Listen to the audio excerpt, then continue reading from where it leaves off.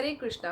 आप सभी का स्वागत है channel let's know lord Krishna में। और आज की वीडियो काफ़ी खास होने वाली है क्योंकि इस वीडियो में हम एक मज़ेदार घटना के बारे में जानेंगे और जानेंगे कि आखिर क्यों और किस कारण से एक शिल्पकार ने भगवान नरसिंह की मूर्ति या कहीं प्रतिमा को बनाने से मना कर दिया था। वैसे बहुत कम ही लोग इस घटना के बारे में जानते हैं। और दोस्तों, जब मैंने इस कथा के बारे में पढ़ा तो बहुत ही इंटरेस्टिंग मुझे लगी और मैंने सोचा कि क्यों ना इसे आप लोगों के साथ भी शेयर किया जाए। तो चलिए कथा की ओर बढ़ते हैं।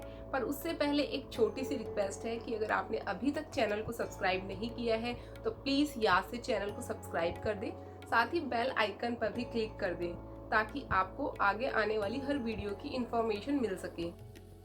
तो ये घटना आज से 36 साल पुरानी है। ये घटना पश्चिम बंगाल के मायापुर और दक्षिण भारत के कर्नाटक में हुई थी। तो मैं पहले आपको थोड़ा सा मायापुर के बारे में बता दूं।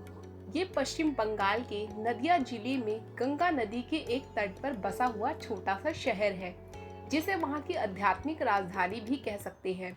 मायापुर विशेष रूप से गौड़ी वैष्णव संप्रदाय के लिए एक तीर्थ स्थल है, जहाँ श्री चैतन्य महाप्रभु का जन्म हुआ था और उन्हें श्री कृष्ण व राधा रानी का अवतार माना जाता है। तो अब आते हैं मूल कथा की ओर। तो ये घटना 24 मार्च 1984 में हुई थी, जब 35 लुटेरों ने रात के समय एक साथ कलकत्ता के प्रख्यात श्री मायापुर चंद्रोदया मंदिर में हमला कर दिया था। उनके पास हथियार थे और दूसरी बात ये थी कि वो वहां से श्रील प्रभुपाद और श्रीमती राधा रानी की मूर्ति को चुरा के साथ ले जाना चाहते थे। तो जाहिर सी बात है, भक्तगण ऐसा बिल्कुल नहीं करने देते। तो उन्होंने भी पूरी कोशिश की उन लोगों से लड़ने की, पर इस बीच में गोलियां चली और कुछ लुटेरे धराशाही भी हुए। हालांकि ये कुछ ऐसी घटना थी जो आज से पहले कई बार हो चुकी थी और मंदिर का जो मैनेजमेंट था, टीम थी, वो इससे बहुत परेशान थी क्योंकि वो इसके लिए एक परमानेंट सॉल्यूशन देख रही थी कि आखिर क्या किया जाए। तो जो पूरी घटना हुई उसमें बुरी बात ये रही कि जो लुटेरे थे वो अपने साथ राधा रानी की प्रतिमा को ले जाने में कामयाब रहे, तो जिसकी वजह से भक्त परेशान थे। और फिर मैनेजमेंट टीम ने इसके लिए कोई एक ठोस कदम उठाने का सोचा। तो जो को डायरेक्टर है मंदिर के, इस्कॉन मायापुर की, उन्होंने एक ऐसा हैरान कर देने वाला उपाय बताया जिसके बारे में आपको आगे पता चलेगा। तो समाधान के तौर पर मैनेजमेंट टीम ने डिसाइड किया कि वो इस प्रकार की जो लूटपाट की इंसिडेंट घटनाएं आमतौर पे होते रहती थी, उसके सॉल्यूशन के लिए अपने मायापुर इस्कॉन मंदिर में भगवान नरसिंह के उग्र रूप यानी फेरोशियस लुक वाली एक मूर्ति की स्थापना करवाएंगे। सुनने में काफ़ी आसान लगता है ये काम, बट ये उतना आसान था नहीं।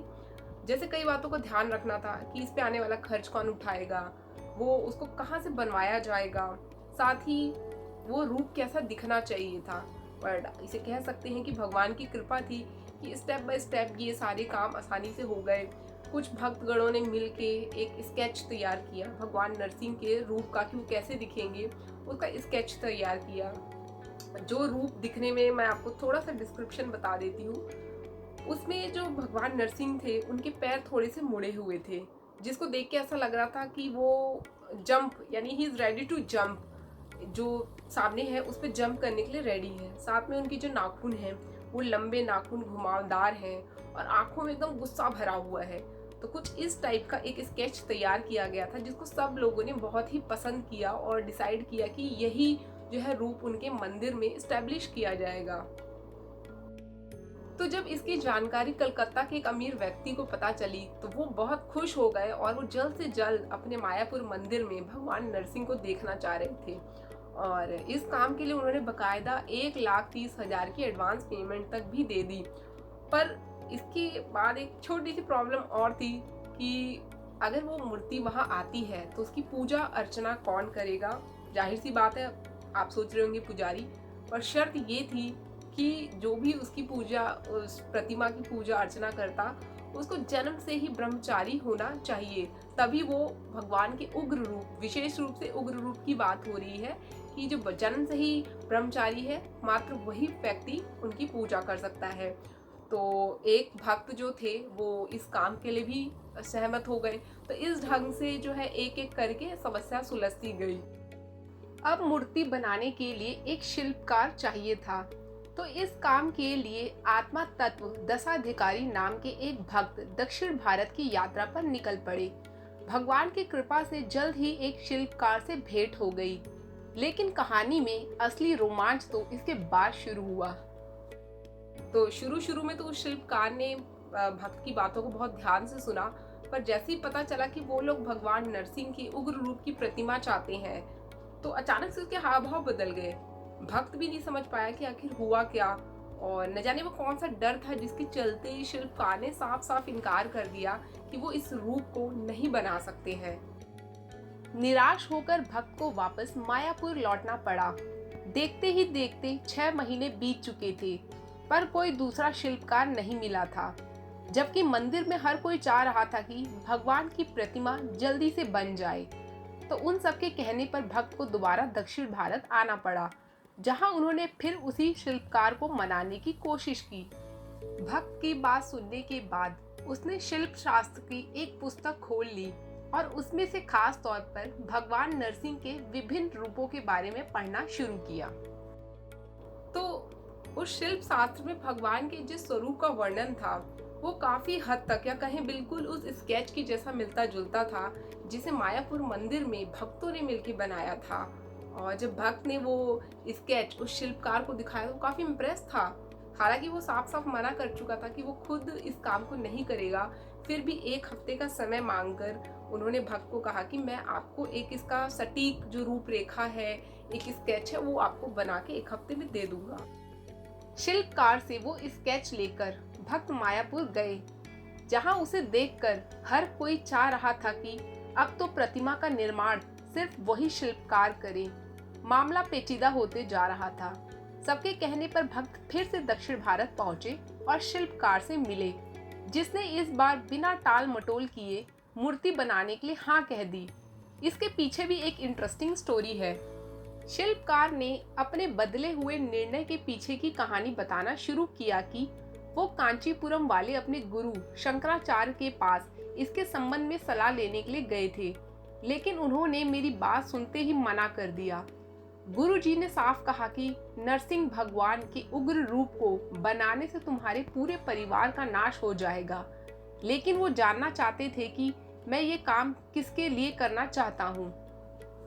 तो मैंने बता दिया कि मायापुर से इस्कॉन वालों की यह मांग है, जिस पर वो कुछ गंभीर दिखे।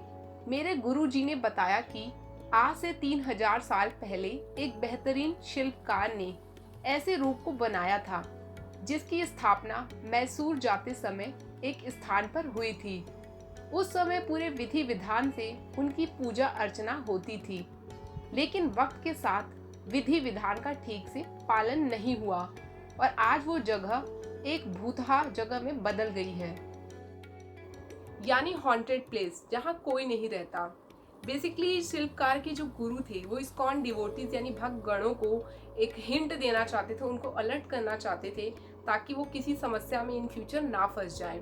इसके अलावा उन्होंने शिल्पकार को भी कह दिया कि वो इस काम को ना करें। लेकिन हैरान कर देने वाली बात तो ये थी कि इस घटना के कुछ दिनों बाद ही जो उनके गुरु थे वो शिल्पकार के सपने में आए। जब उन्होंने इस्कॉन वालों के लिए मूर्ति बनाने की अनुमति दे दी, यही नहीं, अगली सुबह उसे गुरुजी की तरफ से भेजा एक पत्र भी मिला, जिसमें उन्होंने मंदिर में कुछ रिनोवेशन करने के लिए इंस्ट्रक्शन दिए थे। शिल्पकार के मुंह से ये सब बातें सुन के भक्त को भरोसा तो नहीं हो रहा था, पर जब उन्होंने खुद अपनी आंखों से उस पत्र को देखा तो एकदम दंग रह गए। वैसे ओवरऑल इन सब के बीच में अच्छी बात ये रही कि वो शिल्पकार आखिरकार भगवान नरसिंह के उग्र रूप को बनाने के लिए तैयार हो गया था, जिसके लिए शिल्पकार ने 6 महीने का वक्त मांगा। लेकिन जब भक्त 4 महीने बाद मायापुर से आए और शिल्पकार से मूर्ति के बारे में जानना चाहा, तो एक बार फिर नई परेशानी आ खड़ी हुई। शिल्पकार ने उत्तर दिया कि कैसी मूर्ति, अभी तक तो मुझे उसके निर्माण के लिए उचित पत्थर भी नहीं मिल सका है। ये सुन के भक्त को बहुत बुरा लगा और उन्होंने आवाज ऊंची करते हुए शिल्पकार को याद दिलाया कि आपने तो 6 महीने का समय दिया था, आधे से ज्यादा समय तो बीत चुका है। और दूसरी तरफ मायापुर में जो भक्त हैं वो बहुत ही उत्सुकता से भगवान के आने का इंतजार कर रहे हैं। इस पर शिल्पकार ने उस खास पत्थर से जुड़ी कहानी बताई कि वो एक जीवित पत्थर होना चाहिए, जिसकी पहचान एक खास तरीके से होती है। जब पत्थर के खंड पर 7 जगह चोट की जाती है तो वो शास्त्र में वर्णित 7 अलग अलग प्रकार की ध्वनि पैदा करता है, तो उस पत्थर को उपयुक्त माना जा सकता है। एक दूसरे मानदंड के अनुसार जब खटमल के प्रकार का एक कीड़ा जो कि ग्रेनाइट खाता है, अगर वो पत्थर के खंड को खाते हुए और उस पर एक पगडंडी सी बनाता हुआ एक छोर से दूसरे छोर तक पहुंच जाए तो वो उपयुक्त पत्थर होता है। घुमा फिरा के बात ये हुई कि 6 महीने का और समय उस शिल्पकार को देना पड़ा, जिसके बाद जो भक्त हैं वो वापस मायापुर को लौट आए। लेकिन लौटने से पहले उन्होंने शिल्पकार को एक बात जो पहले बताना भूल गए थे, वो इस वक्त बताई जाते जाते, कि उन्हें भगवान नरसिंह के उग्र रूप के साथ साथ उनके जो भक्त प्रहलाद महाराज हैं उनकी भी एक प्रतिमा चाहिए। इतना कह के वो वापस जो है मायापुर को लौट जाते हैं। लेकिन 2 महीने बाद जब वो भक्त वापस आए और काम का हालचाल जानना चाहा, तो इस वक्त भी सिचुएशन एज इट इज थी, यानी कोई प्रोग्रेस नहीं थी, जिसे देख के फिर से भक्त को गुस्सा आता है। पर अनफॉर्चुनेटली वो कुछ कर नहीं सकते थे और इस ढंग से उन्हें दक्षिण भारत से मायापुर के बीच में कई बार जो है यात्रा करनी पड़ी।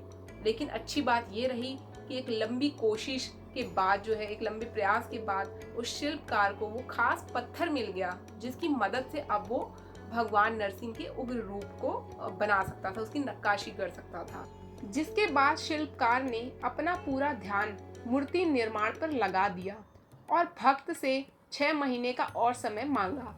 हालांकि काम की रफ्तार बहुत धीमे थी, शिल्पकार ने पत्थर पर भगवान नरसिंह के स्वरूप की एक आउटलाइन सी बना ली और नक्काशी का काम आरंभ कर दिया।